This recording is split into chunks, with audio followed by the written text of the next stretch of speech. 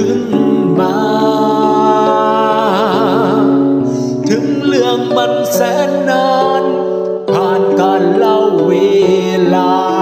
จะคิดขึ้นมาเมื่อใดแล้วใจยิ้มอยู่ที่ห้อง52เลี้ยวมองเข้าไปเห็นภาพเก่าภาพที่สองเฮาเคยนั่งเฮียนถูกตั้งไม้เก่าๆที่เฮาเคยใส่นั่งขีดเขียนข้างฝาห้องเฮียนเขียนว่า I love you คิดถึงชีวิตม.5 คิดถึงคนทักตอนม.5 คิดถึงวันเวลาเก่าเล่านานอยากจะไปอยู่ม.5 อยากจะไปเป็นเด็กม.5 กลับไปเรียนวิชาภาษาใจพอกลับมาถึงบ้านลองค้นภาพถ่ายเมื่อวันวาน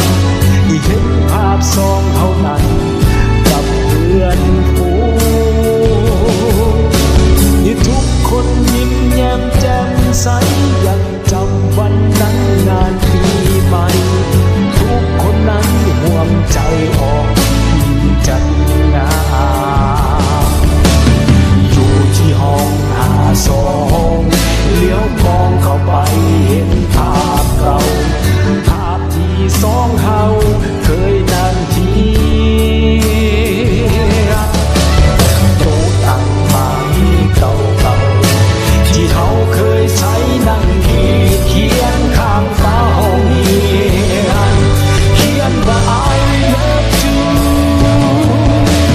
คิดถึงชีวิตม.5 คิดถึงคนรักตอนม.5 คิดถึงวันเวลาเก่าเล่านานอยากจะไปอยู่ม.5 อยากกลับไปเป็นเด็กม.5 กลับไปเรียนวิชาภาษาใจ